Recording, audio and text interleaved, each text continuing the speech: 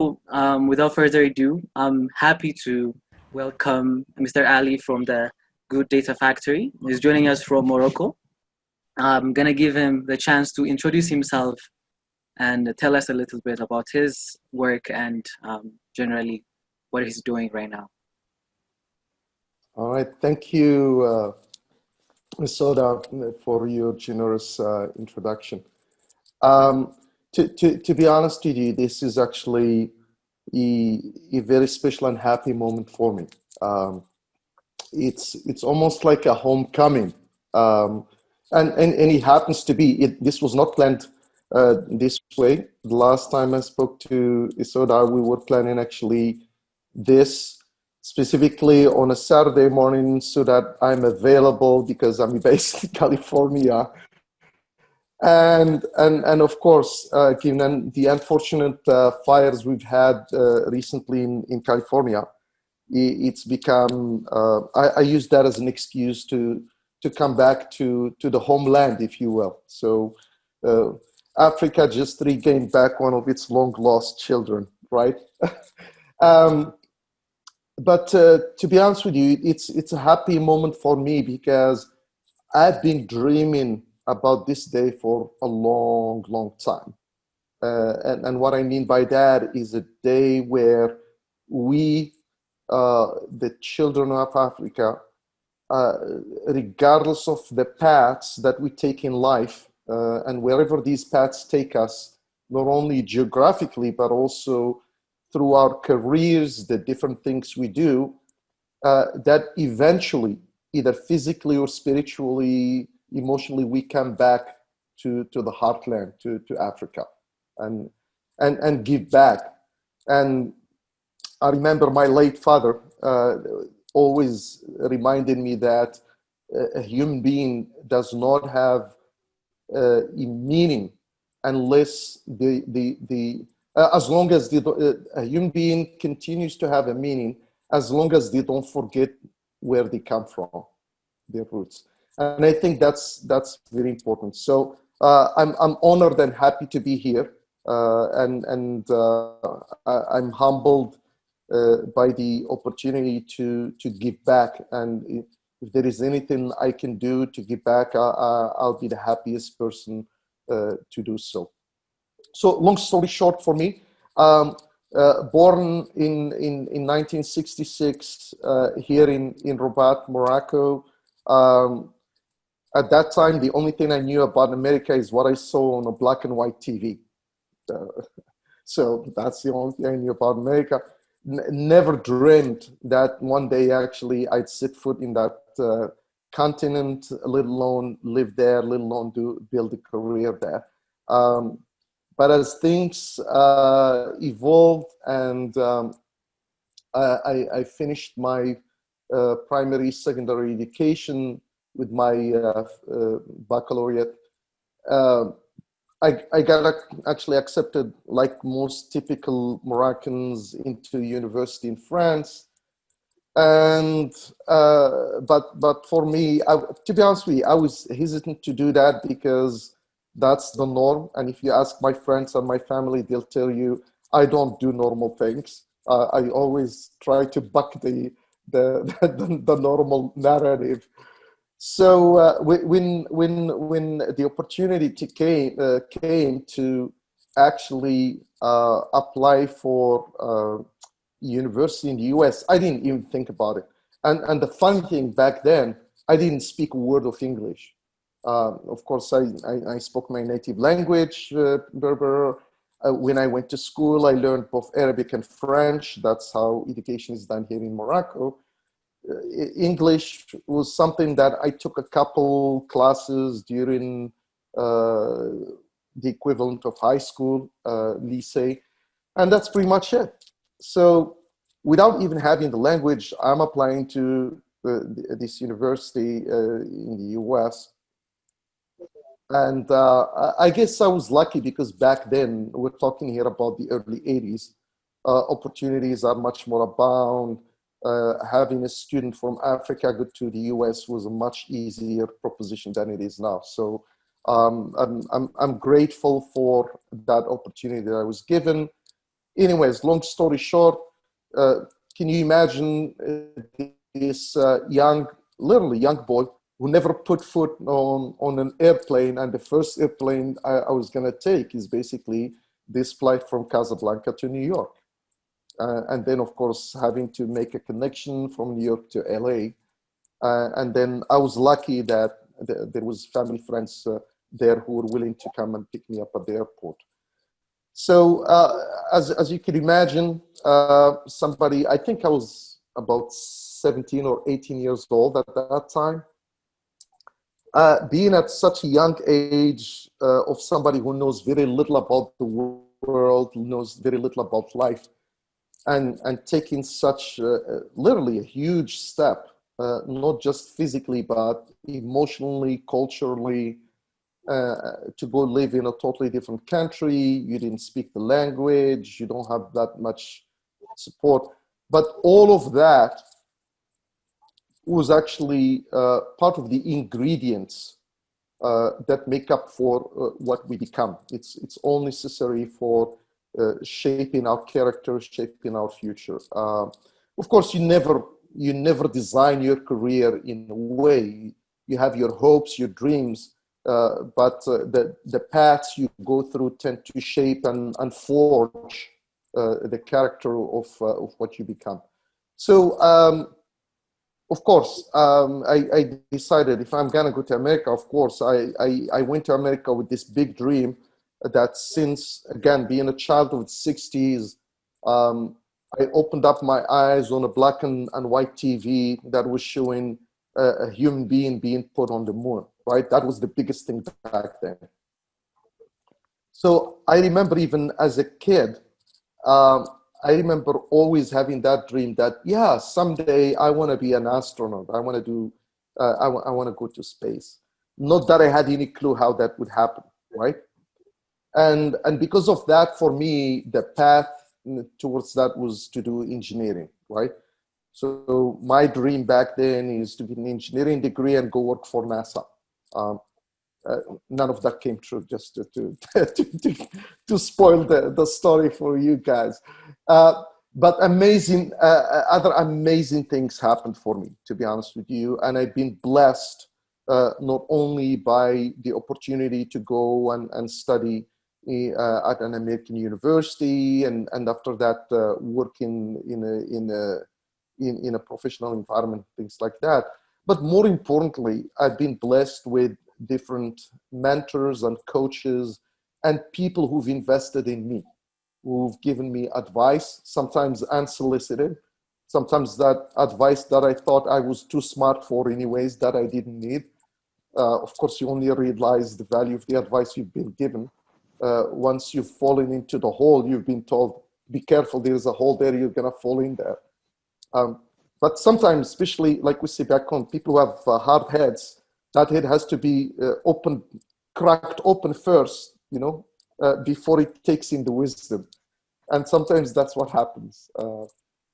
But the important thing is, I finished my engineering degree as an engineer in electrical engineering, specialized actually in VLSI, very large scale integrated circuit design. And I thought that's what I was going to do for the rest of my life. Then come, of course, the early 90s, the fall of the Berlin Wall, and with that, of course, the end of the Cold War. And at that time, when I graduated, I was actually working for a small company just outside of San Diego called High Tech Equipment that was doing actually, it was basically a defense subcontractor. So we're working on controllers. It's mostly, to be honest with you, it's not something I'm very proud of now that I'm a lot more gray hair and wiser.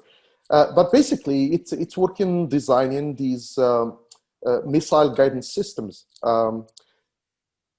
And of course, as the Cold War comes out to a close, all those defense contracts are shut down, and you've got all these contracts that are disappearing.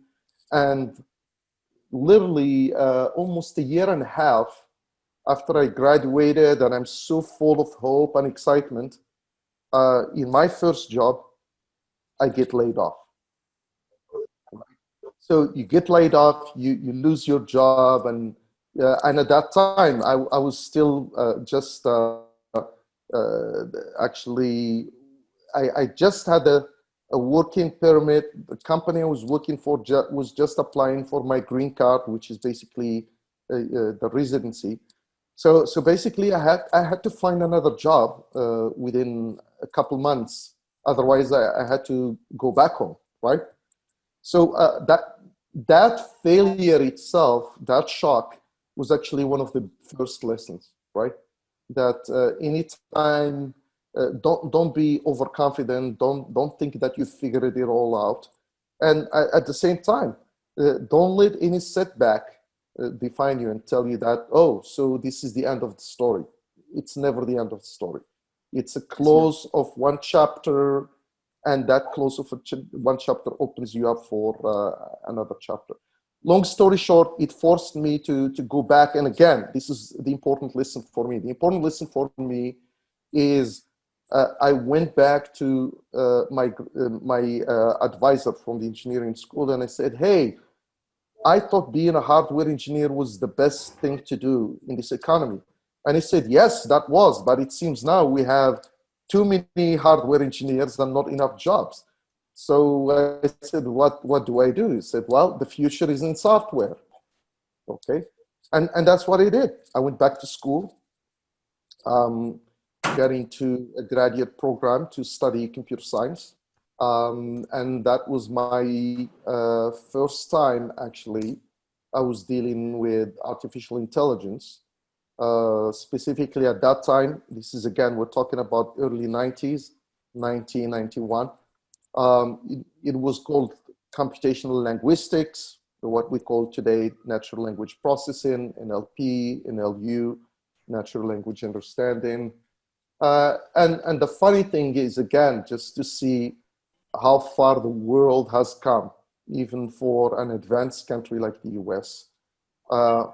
Back then, just to train a simple neural net that had basically 2 layers of hidden layers, you were only allowed to work on this in the computer lab after midnight, because whatever work you do takes so much of the resources of the computer lab and stuff that we were not allowed to be there during regular hours.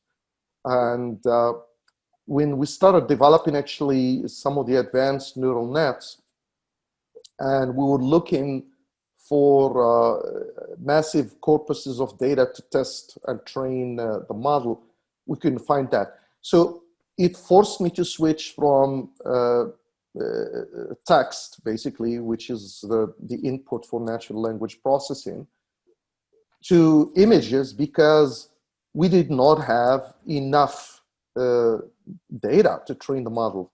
So we started trying to apply actually neural nets and to see how complex we can get them, how can we improve the performance. But to do that now, we're starting to apply them actually to object detection within images.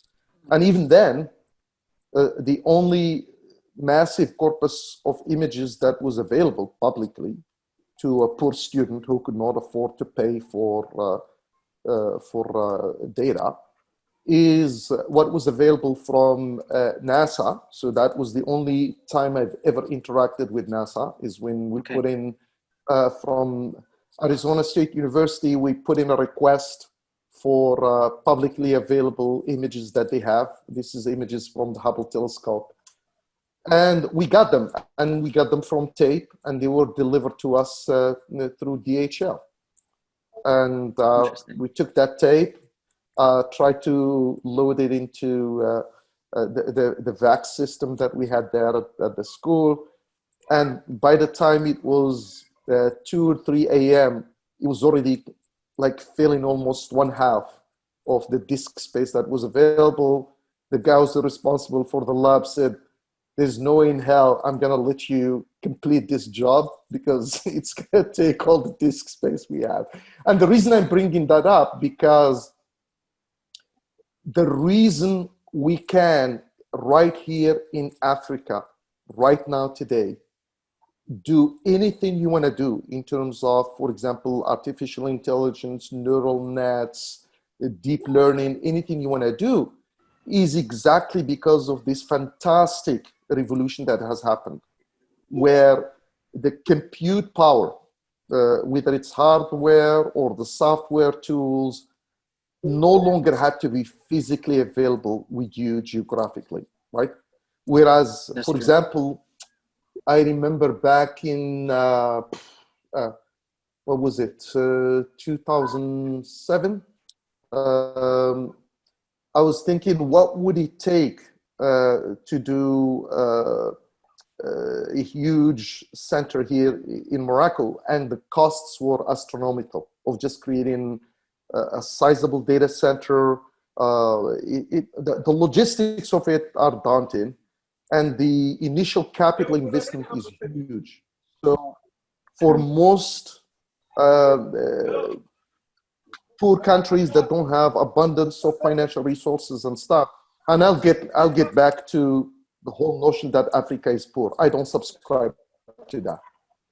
But that's a big topic we can talk about another day. Or if you care about my opinion about that, you can ask me later on, and I'll discuss that in details. Yeah, But in a way, anyways, I also what I'm want you saying, to transition into talking about since we've come to Africa now and talking about AI. You can give us a little bit, or tell us what AI is for you, because we might have audience who might not know what AI is, or what AI is, why is it useful for Africans, and kind of transition and briefly tell us what the Good Data Factory is doing currently, to kind of keep the topic on track, and also talk about artificial intelligence and why people should be excited, why Africans should be excited. fantastic. Okay. So simply put, artificial intelligence is taking the ability of computers to use mathematics, statistical methods to actually either detect patterns in data or actually be able to predict patterns that could happen in the future. So most AI is either about pattern recognition or being able to predict certain patterns that have not happened yet, right? Why is that important? Because AI basically is the last installment in this digital transformation that the world has been going through for a long time. And by the way, for me, digital transformation doesn't start with the digital computer. It starts with the first time human beings have been able to take symbolic representations and put them even on a piece of stone, right? To represent ideas that could be shared outside of just face-to-face communication. That's when digitalization starts. So digitalization is when you take something that is part of the human experience, or either our speech, ideas that we share, events that happen in our life, and you encode them in some code, right? That can be shared, transformed, processed. But more importantly, digitalization is about being able to bring a high level of automation to that. And the last installment of that is artificial intelligence, which actually allows machines to not only figure out what the automation steps are, but execute them and learn about what are the best steps to do, right? Okay. So to me, that's basically what artificial intelligence. Why should Africans care about artificial intelligence? Artificial intelligence is the next revolution, not just in terms of technology, but in means of how people are processing information and how people are actually using information to create value, which is not just economical value, but also how do you affect social change, and how do you affect how people create their lifestyle in any aspect. So for example, I'll give you one aspect that everybody in the world is extremely worried about. one of the things that every single country in the world is worried about is food security, right? Meaning, do we have enough food to feed the population so that we don't have starvation? Today, if you're using just the traditional methods that most farmers in Africa use, we will be stuck in subsistence farming, where every single farmer is only capable of producing enough food for their family, maybe their extended family, and maybe some excess that they can sell in the market so that they can afford to buy some basic necessities, right? Whether it's fuel or be able to pay for a small generator to generate electricity or whatever. Anything you want to do beyond that subsistence farming, you need to start thinking about extremely high levels of automation so that you can scale. But the thing is, for us, is we shouldn't just be looking at automation as in just the linear increase in productivity, but we need to do it smartly. We need to do it in ways that are environmentally sensitive. We need to do it in ways that use sustainable sources of energy.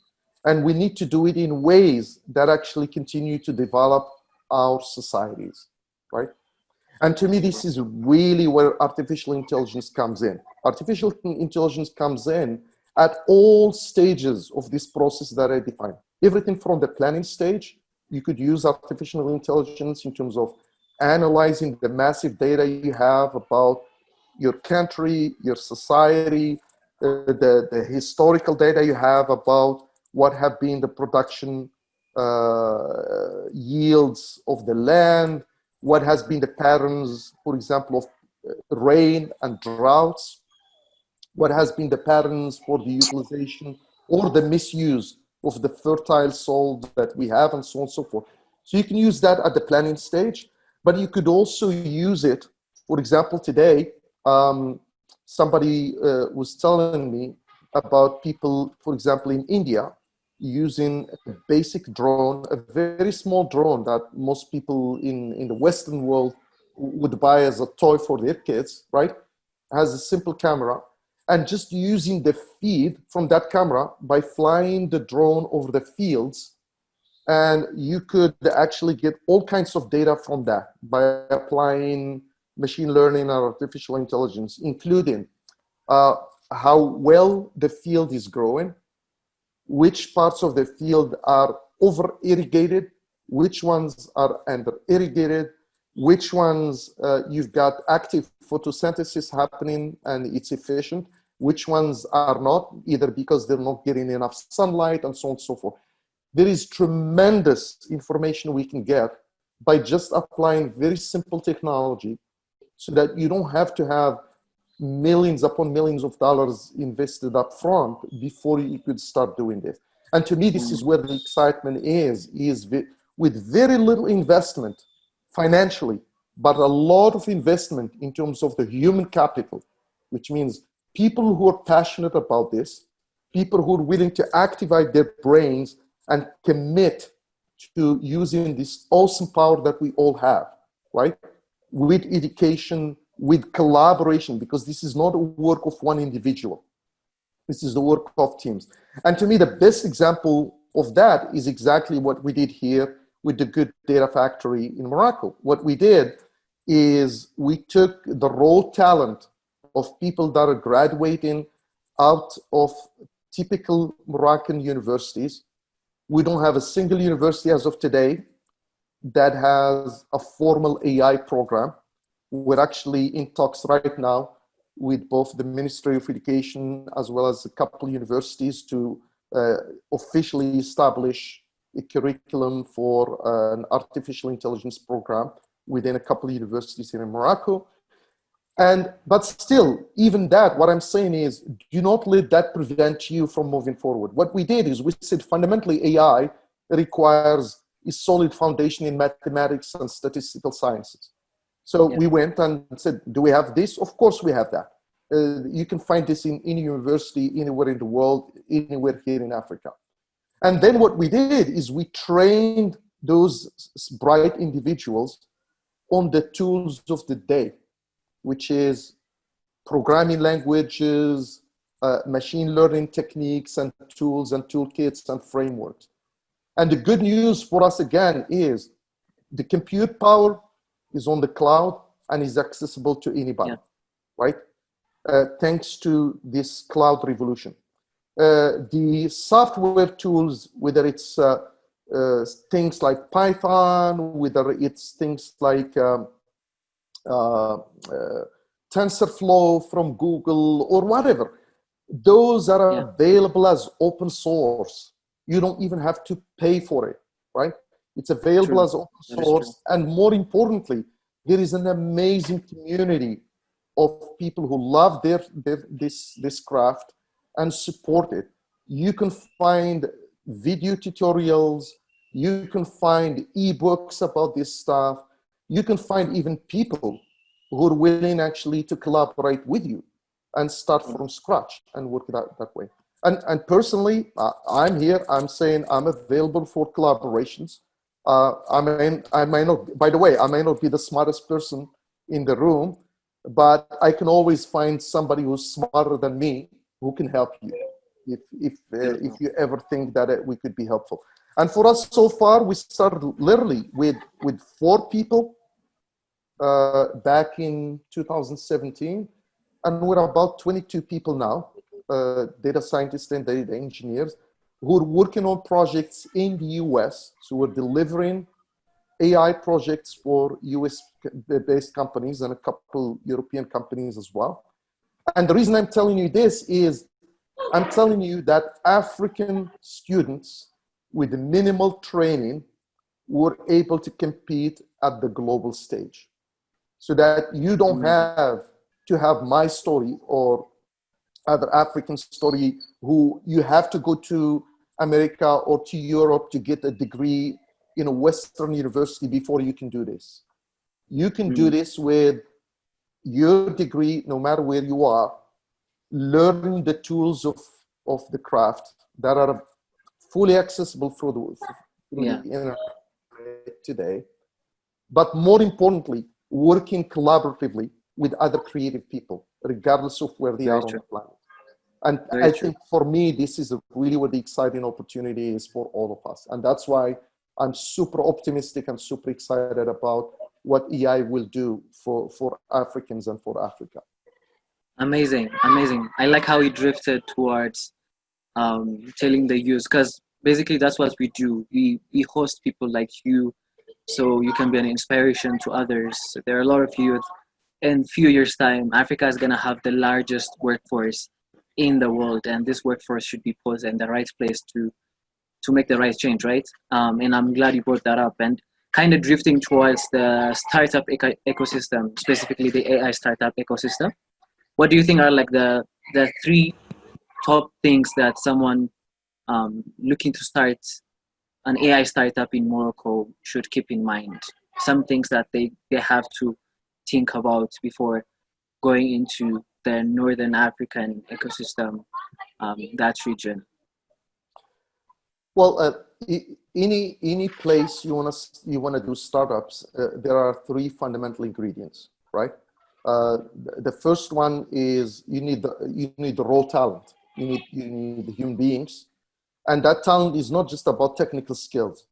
I'm talking about people who have passion in their heart for whatever thing they want to do. So if somebody wants to do modernized farming, they need to be passionate about farming. It's not just because somebody told them, hey, farming is strategic, you need to be working on that. It doesn't work that way. And the reason that's important is because no matter what startup you do, no matter what venture you start, I'm guaranteeing you one thing, you will have difficulties, right? And if you're not passionate about what you're doing, at the first sign of difficulty, you will see, it was not meant for me, right? And you take that failure as a rain check to exit out of that, right? Because your heart is not there in the first place, right? But for somebody whose heart is in there and they're passionate about it, they'll slug it. They'll go through thick and thin. no matter how many difficulties, no matter how many obstacles you throw at them, no matter how many times you knock them down, they're gonna get up again and fight, right? And that's what it takes. It takes that grit. So that's ingredient number two. Ingredient number one, I'm sorry. Ingredient number two is the educational system, right? And we need to invest a lot more across the board in our educational system in Africa, right? And we need to modernize the educational system, not modernizing it just by putting computers in the classroom. I don't really believe that. First of all, we need to modernize what education is. Education is not about memorization. It's not about memorizing and collecting data and putting it in your memory. Google does that better than any human being. What we need is we need to have an educational system that develops people who have critical thinking, people who have endless curiosity, who are always asking more questions than giving answers, right? It is more important to know what questions to ask than to have the answer. And to me, this is the hardest lesson I had to learn, that the right question is more important than the right answer. So as we start changing this educational system by actually giving back, even young people like yourself who are students, you need to become mentors to other students so that you can challenge them to think differently. You can challenge them to learn differently, not just by doing the classical learning of taking a book and memorizing it. It's not gonna cut it. We need to develop critical thinking skills, problem-solving skills, and more importantly, that innate scientific curiosity of wanting to continue to discover, right? As opposed to be satisfied by consuming what other people have discovered, right? Even today in Africa, we're still, at the majority, we're still consumers of what other people are using. So today, for example, in what we do, we're still using AI frameworks, machine learning frameworks that other people have invented. So my challenge to my team here in Morocco is, when are you gonna create a framework that we will contribute to open source, that we can say, this was created in Africa? To me, that's the next milestone for us. I want to start seeing African minds being contributors to the open source community, right? Beautiful. And I think we will. Yes. It's just a matter of time to build enough critical mass and maturity for that fruit to start coming to bear. And the third one is of course money, finances. And when I talk about money, I'm not talking about huge amounts of money. I really love what people have done, for example, in places like India and Bangladesh with the microloans, right? We need to start actually even at that level. We need to start knowing how to leverage our collective financial capabilities and to pool those limited resources and point them towards one single point where they're most going to be effective. So for example, if you know somebody in your school, in your village, in your country that's struggling to do something, and they've got the other two ingredients, they've got the right people, they've got the right education, but they're missing money, we should actually start collaborating, especially again leveraging the technology that's available today, which is the internet, to do things like crowdfunding, right? Yeah. And using this extensive platform like Alliance4ai and other platforms to start saying, hey, here are some bright young people that have some amazing ideas. Why don't we all pitch in? It doesn't matter. Somebody can pitch in $1, somebody can pitch in $50. It does not matter. But with that collective stuff, you can have this microfinancing of small ideas, right? And then you can grow from there. And of course, more importantly, we need to start having some of our young people who espouse these ideas and adopt these ideas to start actually being super active in their communities, whether it is local government all the way to national elections and stuff. I want to start seeing some damn smart politicians in Africa, right? Who represent actually the brightness of the minds that are the young people we have in Africa, right? As opposed to the unfortunate caricature of what an African politician is, which is a joke, which is not a proper representation of what these amazing people of Africa are. And to me, if we have these three ingredients, again, I'm not looking for huge amounts of money. You're not looking for people who are graduates of Western universities. And all you need is people who are passionate about technology and they're passionate about what they want to do for their communities and their society. Awesome, awesome. That is really fantastic, and I hope everyone is getting something from this talk as I am. Right after, we're kind of coming up to the close of the webinar, but before that, there is a survey, like let's make this engaging with the audience as well. And we've put on a couple of questions, actually 2 questions on menti.com. Someone will paste the link on the description, and all the audience should go to that link, and using the code, you can find the questions, and me and Ali will just keep talking about this. And you've talked about very, very, very good things and very crucial things that are relevant to the success of our continent. And I want you to answer 2 questions briefly, kind of side by side. You've kind of touched on it. One is, where do you see yourself or your startup specifically in the next 4 to 5 years coming? And also, you've kind of given a call to action, and I want to also kind of receive another one. And there might be audience here who might have that skill or that potential to do something. And you've kind of mentioned on the point where the government should do this. What do you expect the audience, what do you expect the African youth to do? And also kind of touching on, if specifically talking about the Good Data Factory, if you are providing any opportunities or you're hiring or something, would be a good platform to kind of give people a chance as well. And as people are going to the menti.com, to the site, we'll just keep having this conversation. We'll have approximately 5 minutes. Then at the end, I'll show what people have put in. So you can go ahead, Ali. Okay. So for me, what I'm hoping that where the Good Data Factory would be in about 4 years or so is that 2 things.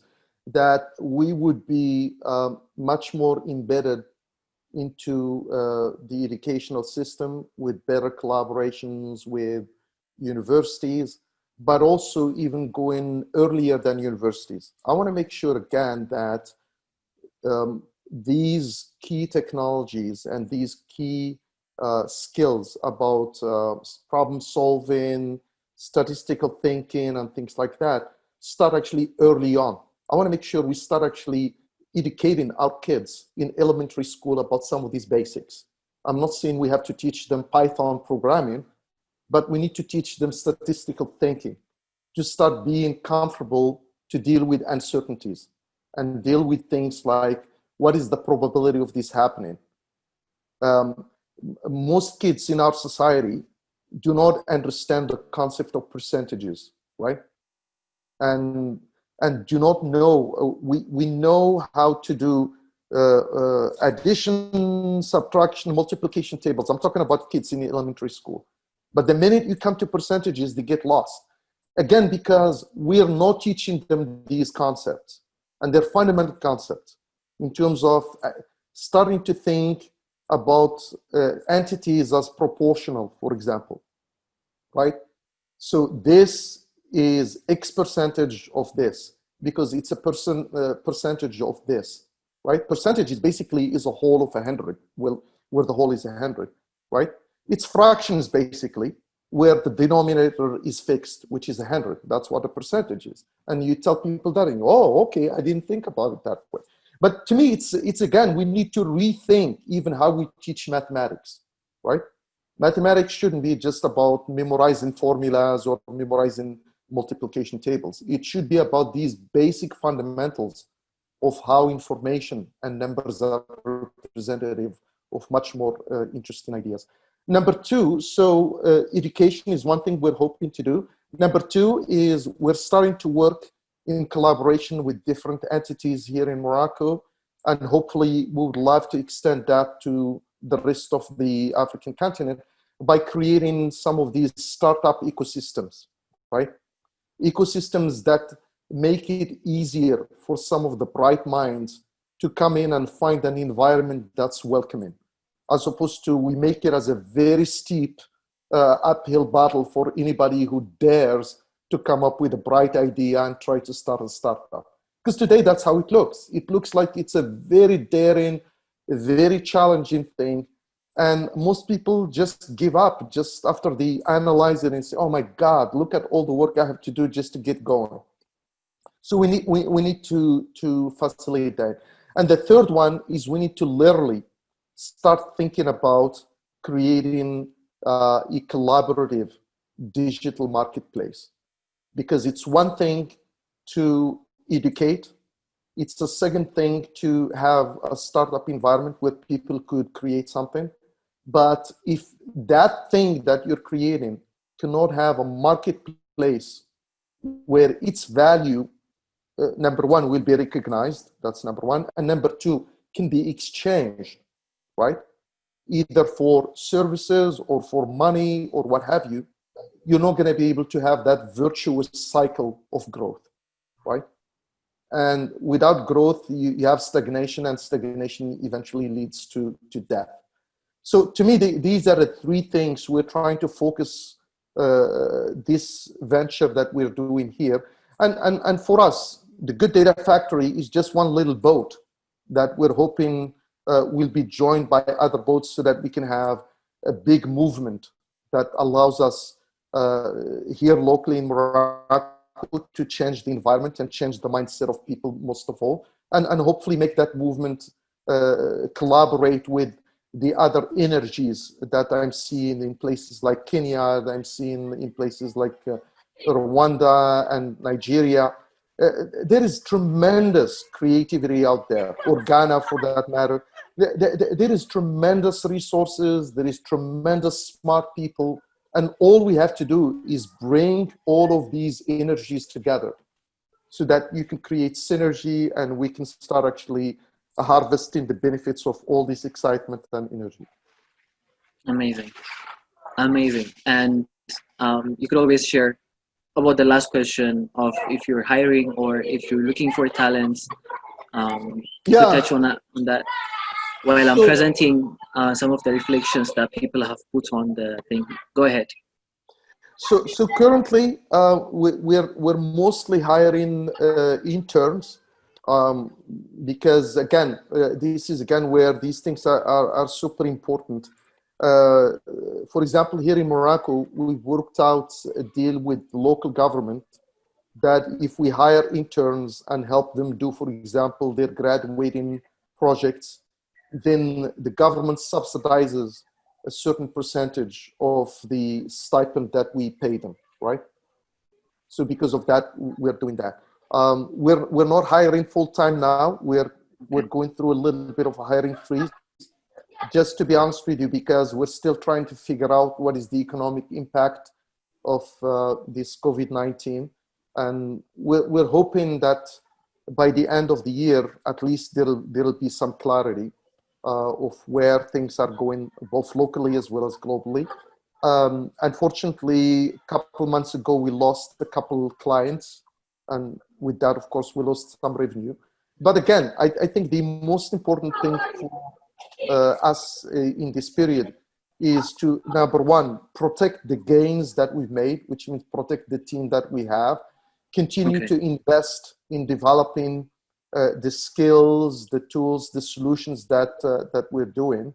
And then hopefully, what I'm hoping is by Q1 of 2021, we should be back into that upswing again, where maybe business picks up as well as with that opportunities for hiring. So that's number one. Number Amazing. two, Okay. we need to start thinking about a hiring strategy that goes beyond the local resources in one country, right? So again, leveraging the internet, the cloud and stuff, we should be able to hire a smart engineer regardless of where geographically they're located, at least where geographically they're located here in Africa. Okay. And maybe part of what we need to do is we need to start to develop protocols for exchange of value, because sometimes a small company may be able to afford to pay, maybe they cannot afford to pay, but maybe what they can do is they can generate credit by offering services. Services could be either delivering software, they could be teaching somebody something and delivering content, and with that they gain some credit, and then later on when they want to use it by hiring somebody else to deliver things, they can use those credits. So there's some ideas that I think we should be discussing about how we could create these collaborative environments where people are not just exchanging ideas, but they're exchanging services, they're exchanging credits, they're exchanging other things, so that people can actually literally share the work and the know-how and the skills they have. Fantastic. Fantastic. Thank you so much, Ali. We have like a minute to wrap up this webinar. I see some questions popping up on the screen that we shared. Just take maybe 30 to 40 seconds to kind of, someone say which area of AI should I focus on? Just take like 45 seconds to kind of shed a light. I know it might be a topic that takes a lot of minutes. You just kind of give. Okay. But in general, to me, there is a basic principle that you could use. First, like I said, start with where your passion is, right? And start where your passion is. So if you're passionate about mathematics, then you need to start there. If you're passionate about programming, you need to start there. If you're passionate about medicine, you need to start there. And let that guide you in terms of what aspect of AI you're going to learn. So for example, if somebody is passionate about medicine and they're starting to look at what aspect of medicine could readily benefit from AI, maybe they'll start looking at processing images, medical imaging, like chest x-rays or CAT scans of brains so you can detect tumors and things like that, and say, okay, now I know. I want to focus now on learning more of image processing in AI, and then so that I can later on apply to the things that I'm passionate about, which is medicine, right? So look for your passion first, and then look at the skills and technical skills that you have a tendency to be good at and you can develop very easily. And then combine the two so that you can start delivering something that's valuable. Amazing, amazing. I'll take that for myself as well.